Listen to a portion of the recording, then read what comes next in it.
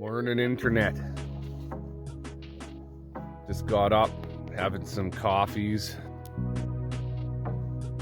situation. Gonna have some granola this morning. Tom's gonna have oatmeal, I think. Today we're heading to the Bearberry Saloon. I'm pretty pumped. Can't wait to get me a couple pints and maybe some food or something. We'll see. It's gonna be a good day. Welcome to episode 4. Shifting through all the gears, ripping up dirt and crushing beers. No one here's getting medals. Life is pretty neat when pounding pedals. All right, now we're on the road again. Just leaving the old 7 Mile camp. Beautiful day. We got to ride over Corkscrew Mountain is our first objective. That's it, right over here, I think. Got to ride up Corkscrew Mountain.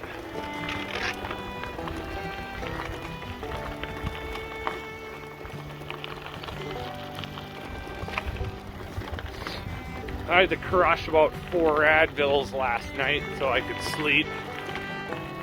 It's rough with the old back on those mattresses and stuff. But you know what? I'm friggin' pumped to be here. And what's even better is that we're gonna be at the Bearberry Saloon at the end of the day. Let's do it! Let's do it! All right, climbing out of this valley. So far we've rode up it. It hasn't been too bad of a grade. That was our camp right there where all those spruce trees are.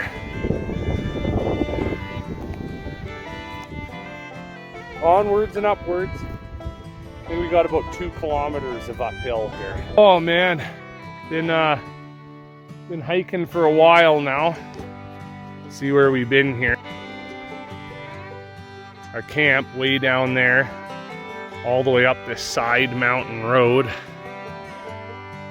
It's kind of going, just following the side of this mountain here. I think it's like another kilometer to the top, sort of thing. But like Tom said, it's just another blip, just a speed bump on the way to the Bearberry Saloon.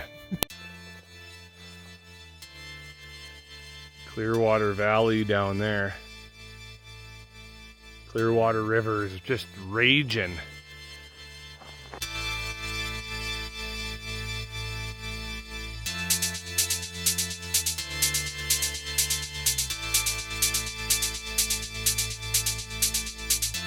B-rolling.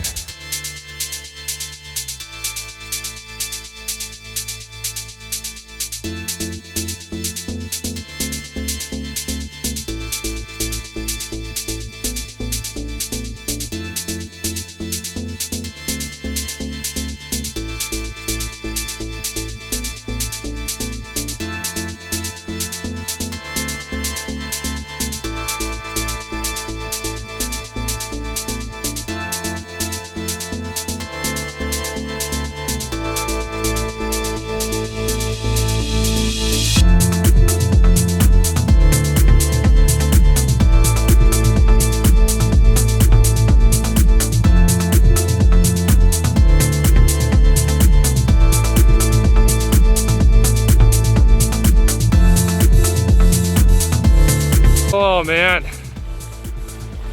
that was good. That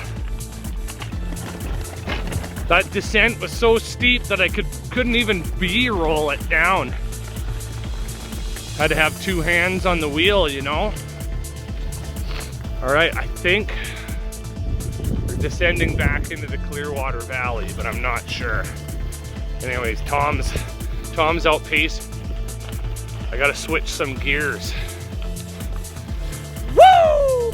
Been At the bottom of that big hill, it's been pretty much flat or slightly downhill with small little uphills for quite a while now.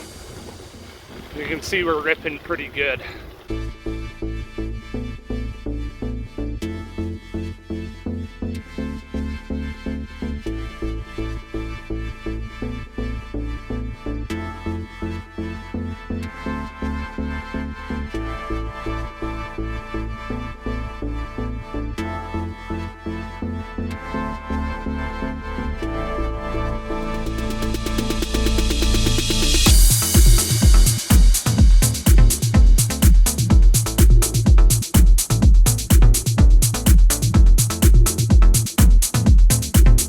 There's the sign. Put on 117 kilometers already. That's pretty sweet. Now we're at the crossroads, kind of back into civilization again. That road over there goes to Caroline, and then we're gonna head to the Bearberry Saloon down this road. Got a little bit of reception right now. So Tom's mapping. Some sick B-roll action right here. Woo!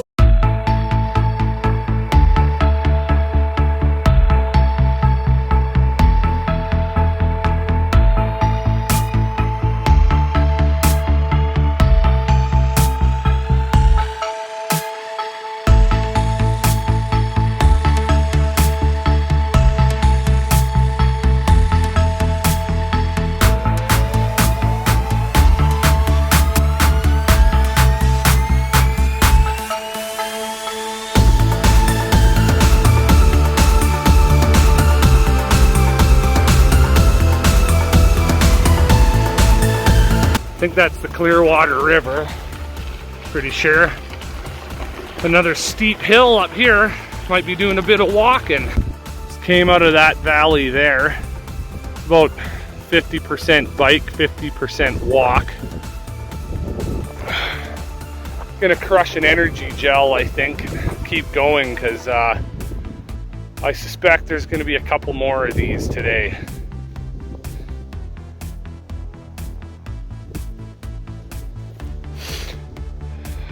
For the Bearberry Saloon. God, I can taste that beer right now. It's gonna be unfucking believable.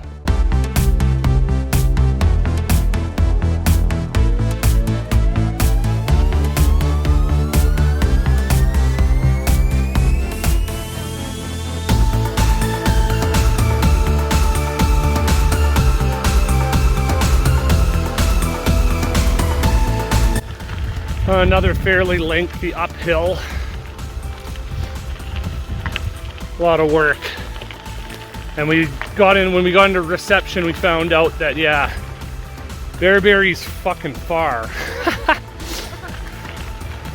think we got like a full another 30 kilometers left to go, and we've been going since like 8 this morning. It's a long ways.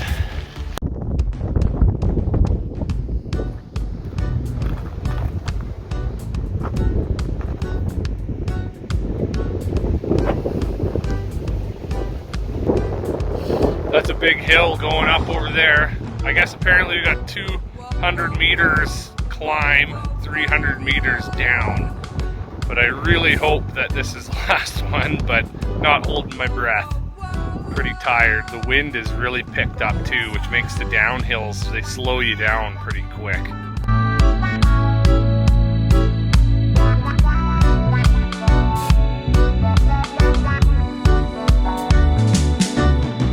Rolling like a bastard.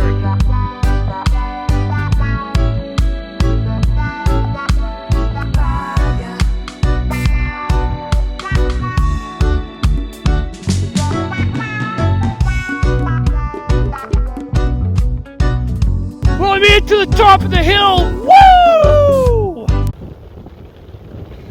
She said, any way you want it, that's the way I need it. Any way I want it now.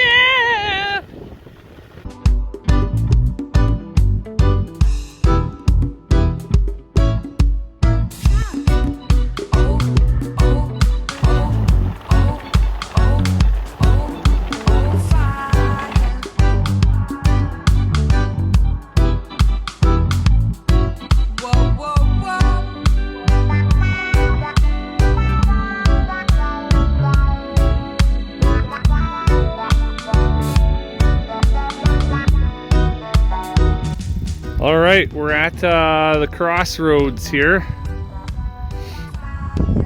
Bearberry store, another 20K. Calgary, 165 kilometers.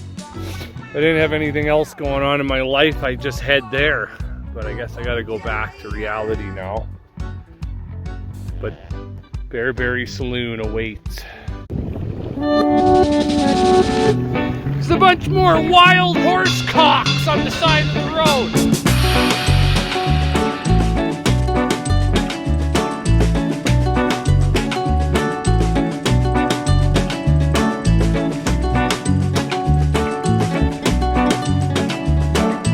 A lot of wild horse cock in this territory. Hitting the pavement for the first time, go over the cattle guard.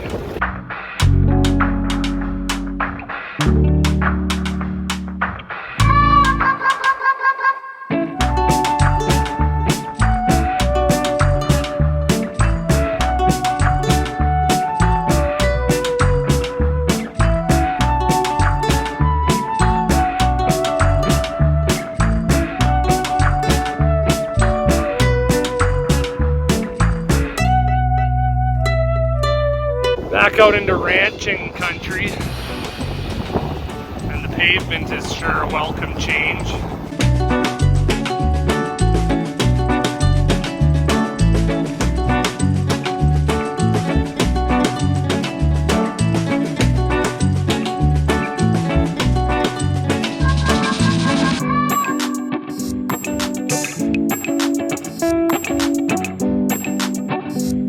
Oh shit, yeah, bro, we're here. Bearberry Saloon, home of the friggin' buffalo burger.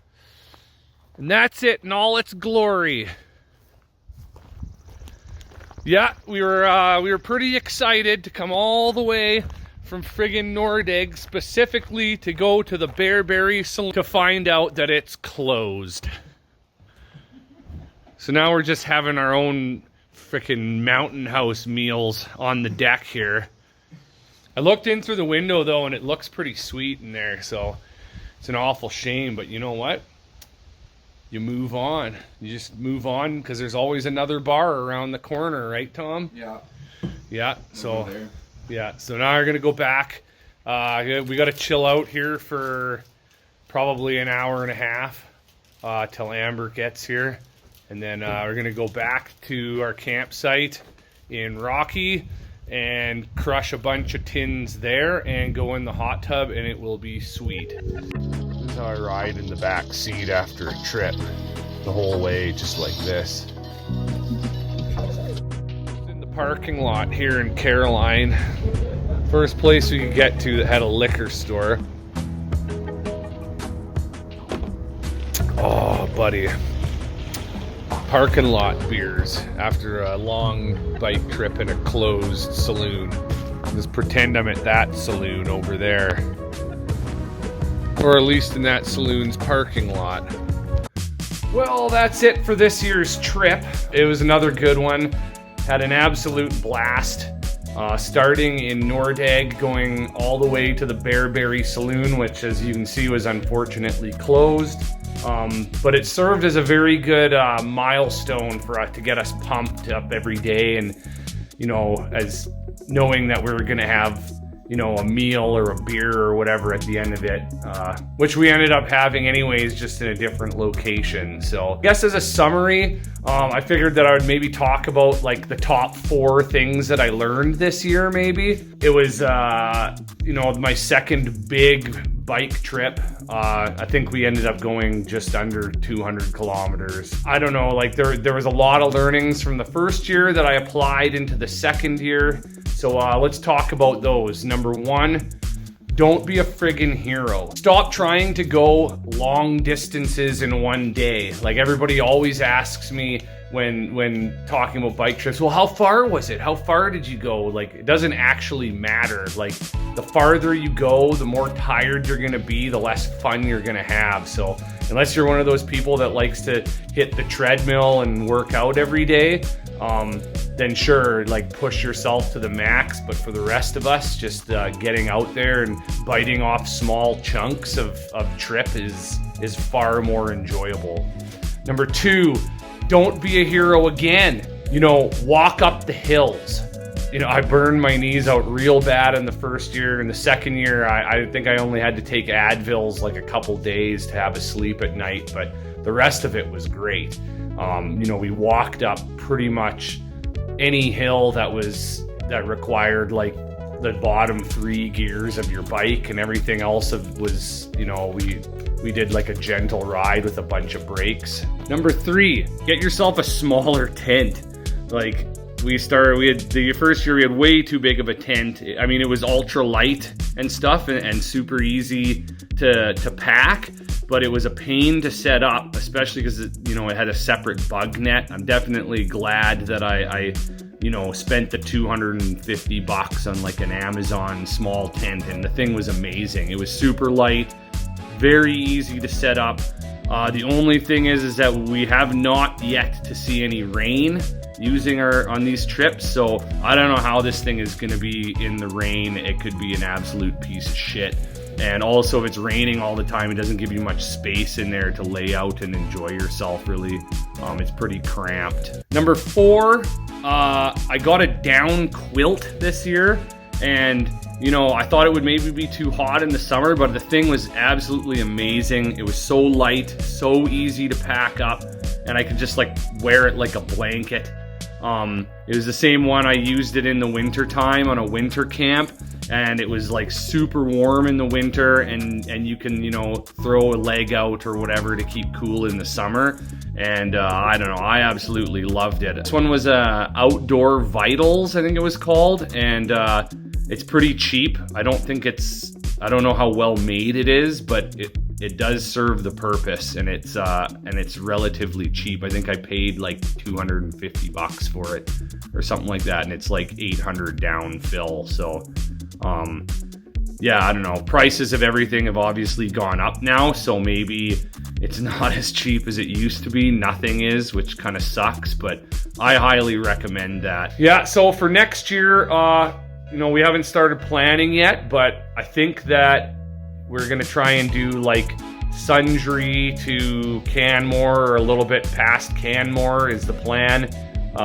Try and get another couple 100 kilometers of our ultimate goal, getting down towards the Waterton area. Yeah, I'm pretty excited for it. We'll start planning here in the new year, and then we'll see out on the road maybe. I didn't do as many videos this year. I've just been really busy. Amber was sick, and we had to take some time off for that during the height of COVID, and just get back to basics. But maybe next year. I got a bunch of ideas and things planned, so maybe not as much winter stuff, but I got a lot of summer ideas and spring ideas. I just got to get the motivation, and remember is the big thing. I'm on my bike every single day, but I have to remember to actually film and come up with a bit of a plan and execute it, so it's not just a complete absolute disaster online. Anyways, for all the rest of you, have a great rest of the year, and happy holidays and the like and whatnot, and don't get lost in the internet.